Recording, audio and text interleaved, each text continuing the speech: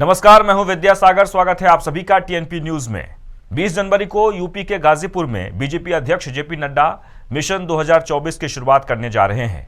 वो एक नए कार्यक्रम में पहली बार प्रदेश की सियासत को धार देंगे। संकेत है कि वो मिशन 2024 के मोदी मंत्र को संगठन पदाधिकारियों तक पहुंचाएंगे।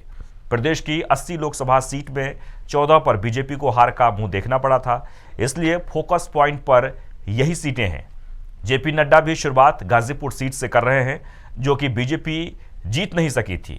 ऐसे में लोकसभा चुनाव से पहले विपक्ष के कोर वोट बैंक में सेंध लगाने की तैयारी है, इसलिए पासमानदा मुस्लिम अचानक लाइमलाइट में आ चुके हैं। वहीं बलिया पहुंचे शिवपाल यादव का एक बड़ा बयान सामने आया है। उन्होंने अपने बयान में कहा कि यूपी में नौकरशाही पूरी तरह से हावी है। बीजेपी विपक्षी पार्टियों का उत्पीड़न कर रही है। जो भी उत्पीड़न के खिलाफ आवाज उठाता है उस पर फर्जी मुकदमा लिख दिया जाता है। विधायकों पर भी फर्जी मुकदमे लिखे जा रहे हैं और उन्हें जेल भेजा जा रहा है। उन्होंने कहा कि 2024 में बीजेपी की लंका जलने वाली है। तो निराशा है, पूरे उत्तर प्रदेश की जनता में निराशा है और उत्पीड़न, केवल जनता का उत्पीड़न और केवल झूठ बोलना और भ्रष्टाचार में तो सारे रिकॉर्ड तोड़ दिए। भ्रष्टाचार तो लगातार बढ़ रहा है। अधिकारियों पूरी तरह से नौकरशाही हावी है, केवल भ्रष्टाचार। वहीं सोनभद्र में फ्लोराइड और आयरन पीड़ित गांवों को अब राहत मिल सकती है। इसके लिए डीएम ने चौपाल लगाकर ग्रामीणों की समस्या को सुना। साथ ही डीएम ने रिमूवल किट बांटने का कार्यक्रम शुरू किया। फ्लोराइड के मामले में कचनरवा गांव को सबसे संवेदनशील माना जाता है, इसलिए रिमूवल किट बांटे जाने का कार्यक्रम इसी गांव से शुरू किया गया। इस दौरान कुपोषित बच्चों और गर्भवती महिलाओं को पोषाहार सामग्री बांटी गई। साथ ही इस दौरान ग्रामीणों की तरफ से जो शिकायतें समस्याएं दर्ज कराई गईं, उसके समाधान को लेकर जरूरी निर्देश दिए गए।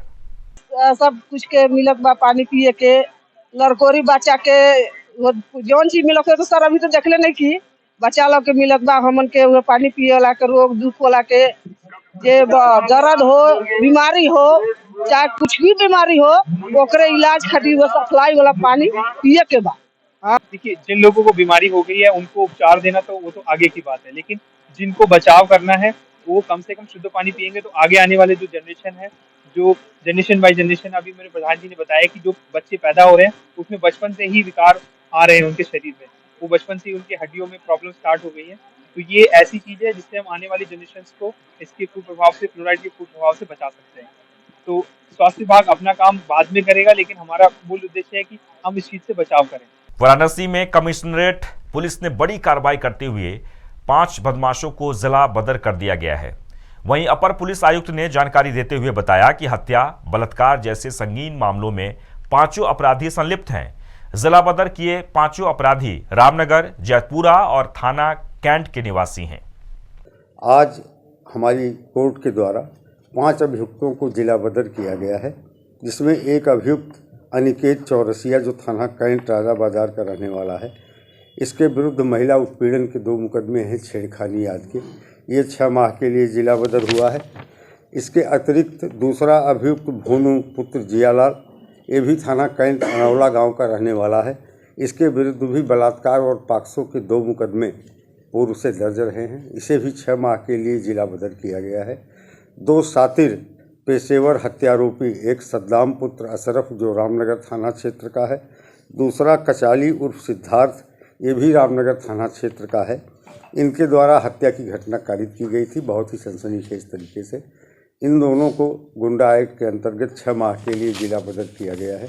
वहीं वाराणसी में पुलिस ने साड़ी व्यवसायी की हत्या का खुलासा किया है। दरअसल कारोबारी की गुमशुदगी की रिपोर्ट उनके बेटे ने भेलूपुर थाने में दर्ज कराई थी और बताया था कि 2 बार उनका 8 लाख रुपए के लिए फोन आया था।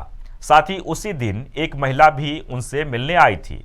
वहीं पुलिस ने खुलासा करते हुए बताया कि लाइफ बीमा के जाल में फंसाकर कारोबारी से 30 लाख रुपए की डिमांड की गई थी और पकड़े जाने के डर से आरोपियों ने कारोबारी की हत्या कर दी। वहीं पुलिस ने महिला एजेंट सहित 5 लोगों को गिरफ्तार कर लिया है।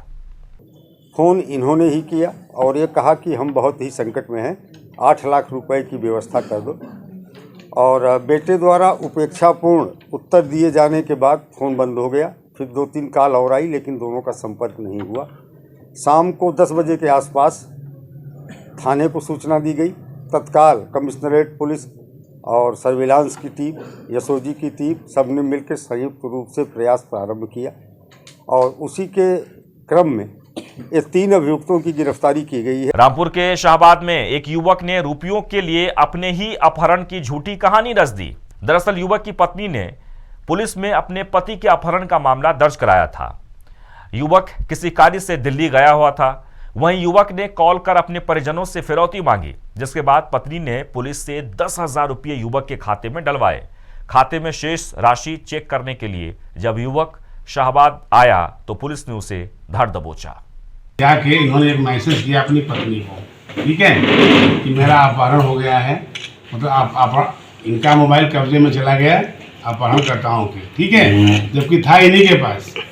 इन्होंने एक मैसेज बना के किया कि मैं इस बंदे को मैंने किडनैप कर लिया है, अगर कोई चालाकी करोगे तो ठीक नहीं है, ठीक है, और इसके 2 लाख रुपए इस खाते से मैंने ट्रांसफ़र कर लिया, 3 लाख रुपए और भेज दो इस खाते में, तब मैं इसको छोड़ूंगा। एक मैसेज डाल दिया पत्नी के नंबर पे और दोस्त के नंबर पे। सनसनी फैल गई कि अपहरण हो गया। हम लोग परेशान वो कर देंगे करके मैसेज डालते रहे। हम परेशान रहे।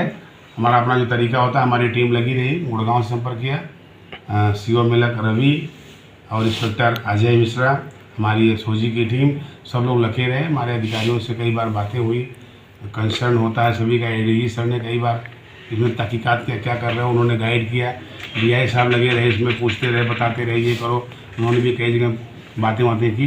करा के हम लोग इनको, फिर हमारी टीम सफलता पाई कि ये गुड़गांव में है, तो इनको वहाँ से हम लोग रिकवर करके ले आए हैं। वहीं पीलीभीत के सुनगढ़ी में महिला के साथ गाली गलौज और मारपीट का मामला सामने आया है, जहां एक दबंग ने महिला का जीना दुश्वार कर दिया है। वहीं महिला ने आरोपी के खिलाफ पुलिस में शिकायत भी दर्ज करवाई है, लेकिन पुलिस ने कोई कार्रवाई नहीं की, जिसके चलते आरोपी के हौसले बुलंद हो गए हैं और आरोपी ने महिला को जान से मारने की धमकी भी दी है। वहीं आरोपी का गाली गलौज का वीडियो सोशल मीडिया पर भी जमकर वायरल हो रहा है। आरोपी की प्रताड़ना से तंग आकर पीड़िता एसपी कार्यालय पहुंची और पुलिस अधीक्षक से आरोपी के खिलाफ सख्त कार्रवाई की मांग की है। अंधेरा मारपीट भी रहा, 2-3 बार घर में घुस के मारा है। उसके बाद में जो है आज भी मारपीट के लिए तैयार है और मारा भी। हम आए नहीं तो आपने थाने में इसके लिए नहीं दी है एप्लीकेशन? थाने में हमने एप्लीकेशन दी, पवन वालों को कॉल लगाते हैं, उसके बाद कॉल लगाई, 2 मिनट के बाद उनके घर पे फिर सब गालियां देते हैं। पुलिस भी टाइम पे नहीं आती है। 112 नंबर लगाई थी, घर में घुसा था, किसी कारण बस वो पता ही नहीं लगा। जब हम पिट रहे थे तो हमें क्या मालूम हमारे घर में कौन है। इन लोगों ने बाहर से दरवाज़ा बंद कर दिया और वो अंदर था।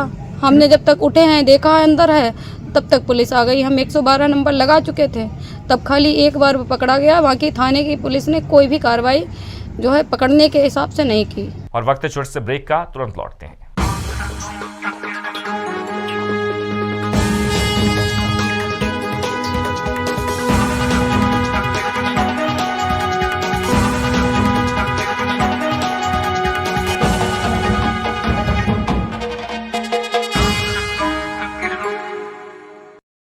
ब्रेक के बाद आपका स्वागत है। बरेली के बरादरी थाना क्षेत्र में एक बस चालक के बेटे ने बस सीखने के दौरान सिक्योरिटी गार्ड को टक्कर मार दी, जिससे सिक्योरिटी गार्ड की मौत हो गई है। मौके पर पहुंची पुलिस ने सिक्योरिटी गार्ड के शव को कब्जे में लेकर पोस्टमार्टम के लिए भेज दिया है।